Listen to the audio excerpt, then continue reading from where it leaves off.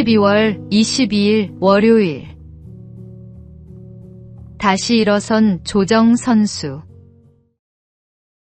2015년 8월 비무장지대에서 발생한 지뢰 폭발로 하재헌 중사는 두 다리를 잃었습니다. 군복무 중 뜻밖의 사고였고 그 순간 그의 인생은 완전히 멈춘 것처럼 느껴졌습니다. 절망과 분노, 상실감이 하루에도 몇 번씩 교차했습니다. 하지만 그는 그 자리에 머물지 않았습니다. 긴 재활 기간 동안 그는 살아있다는 것의 의미를 다시 배우며 새로운 삶의 방향을 찾기 시작했습니다. 그가 선택한 길은 조정이었습니다. 두 팔로 노를 젓는 단순한 동작 속에서 그는 다시 자유를 느꼈고 포기했던 꿈을 조금씩 되찾았습니다. 몇 년 뒤 그는 장애인 조정 국가대표로 선발되었습니다. 물 위에서 노를 젓는 그의 모습은 패배하지 않는 사람의 상징이 되었습니다. 그는 자신이 잃은 것보다 남겨진 것을 바라보며 삶을 새롭게 써내려가고 있습니다. 우리의 인생에도 예기치 못한 사고와 고통이 찾아옵니다. 그러나 하나님은 그 절망의 순간에도 여전히 일하고 계십니다.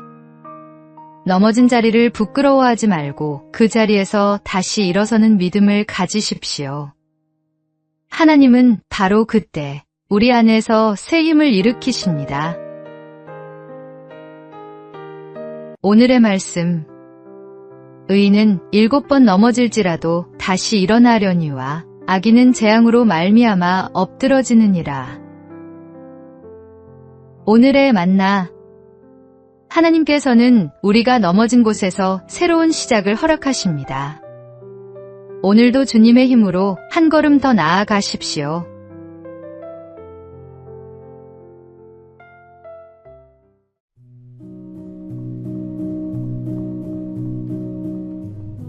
(12월 23일) 화요일. 온유함을 닮아가기. 동네 골목에서 어린아이가 친구들에게 맞고 울며 돌아오면 어김없이 날카로운 어머니의 목소리가 들립니다. 이 바보야, 또 맞고 왔어? 나가서 때리고 와.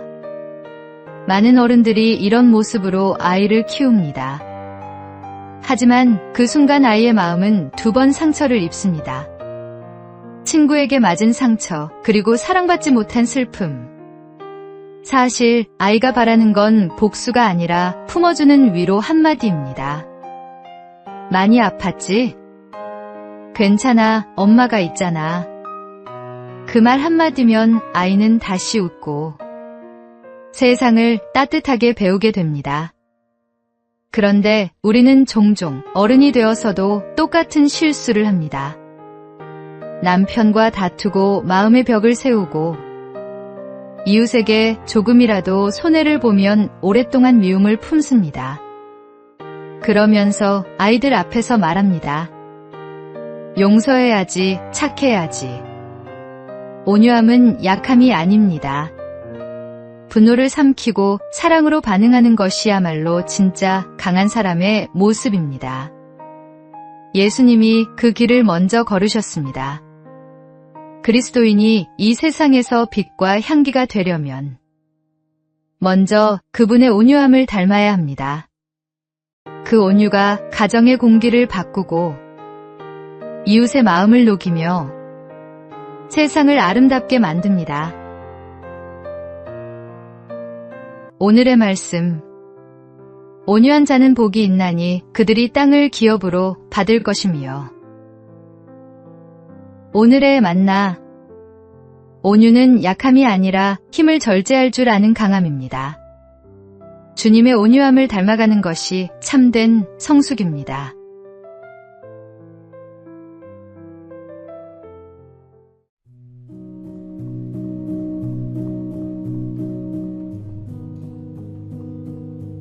(12월 24일) 수요일. 크리스마스실의 기적. 덴마크의 한 작은 마을. 아이나 호보엘이라는 우체국 직원이 있었습니다. 그는 마을의 결핵요양원이 재정난으로 문을 닫게 될 위기에 처했다는 소식을 듣고 마음이 아팠습니다. 이대로 두면 그곳의 환자들은 어떻게 될까? 그는 밤새 고민을 거듭하다가 한 가지 아이디어를 떠올렸습니다.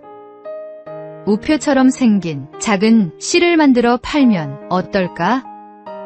사람들이 부담 없이 살 수 있고 그 돈으로 환자들을 도울 수 있을 거야. 그는 직접 정부에 제안했고 그렇게 해서 세계 최초의 크리스마스 실이 탄생했습니다. 사람들은 기쁜 마음으로 실을 사서 성탄 카드에 붙였고 그 따뜻한 마음들이 모여 요양원은 다시 문을 열 수 있었습니다. 그 후로 덴마크는 결핵 사망률이 세계에서 가장 낮은 나라가 되었습니다. 작은 사랑의 실천이 한 나라의 역사를 바꾸었습니다. 사랑은 크기가 아니라 마음의 방향에서 시작됩니다. 다가오는 성탄절. 하나님이 주신 사랑을 한 장의 카드, 한마디의 위로, 한 번의 나눔으로 전해보십시오. 그것이 주님께 드리는 가장 아름다운 선물이 될 것입니다. 오늘의 말씀. 내 이웃을 내 자신과 같이 사랑하라 하신 것이라. 이보다 더 큰 계명이 없느니라. 오늘의 만나. 작은 실천이 세상을 바꿉니다. 당신의 작은 나눔이 누군가에게는 생명의 빛이 됩니다.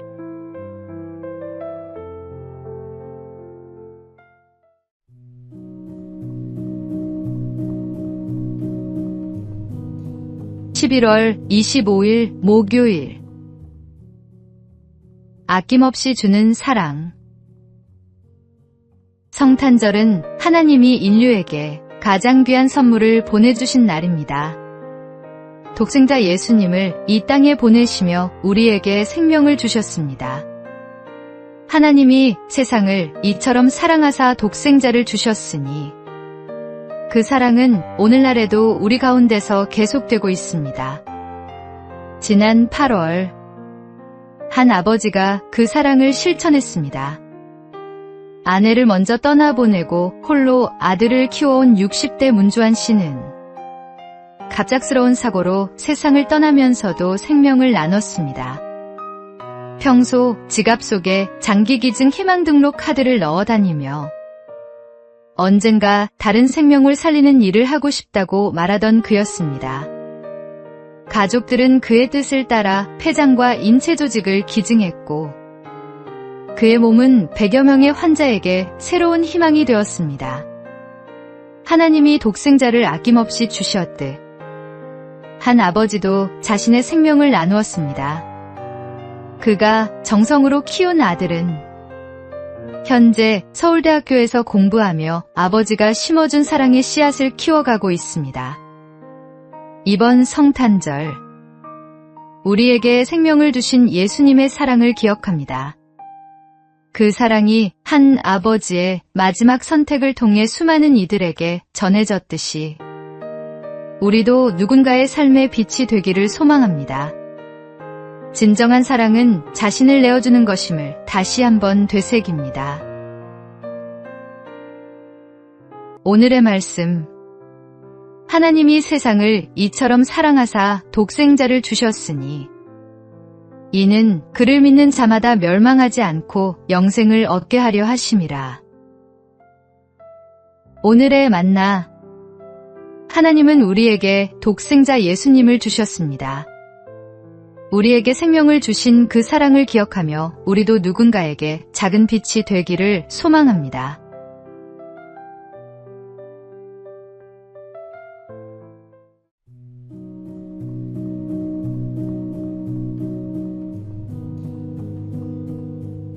(12월 26일) 금요일. 절제하는 삶.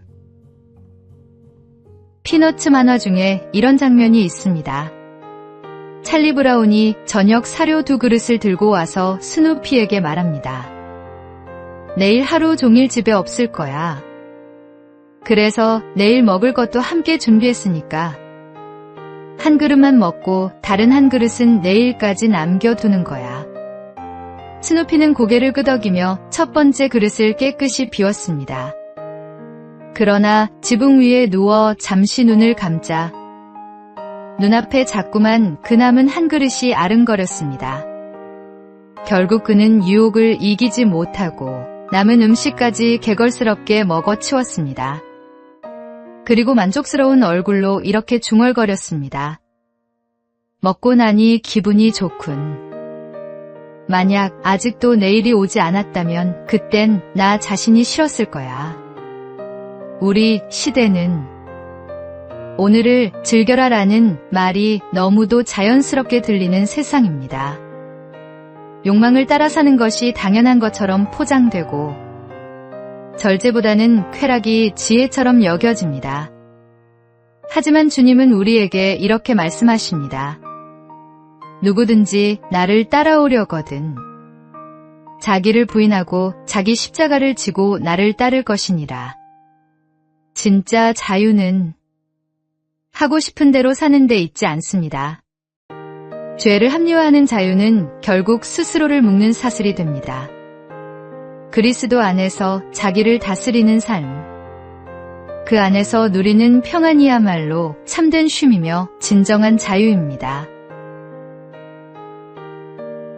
오늘의 말씀, 예수께서 제자들에게 이르시되 누구든지 나를 따라오려거든 자기를 부인하고 자기 십자가를 지고 나를 따를 것이니라. 오늘의 만나, 절제는 자유를 빼앗는 것이 아니라 진정한 자유를 주는 것입니다. 주님 안에서 자기를 다스리는 삶을 살아가십시오.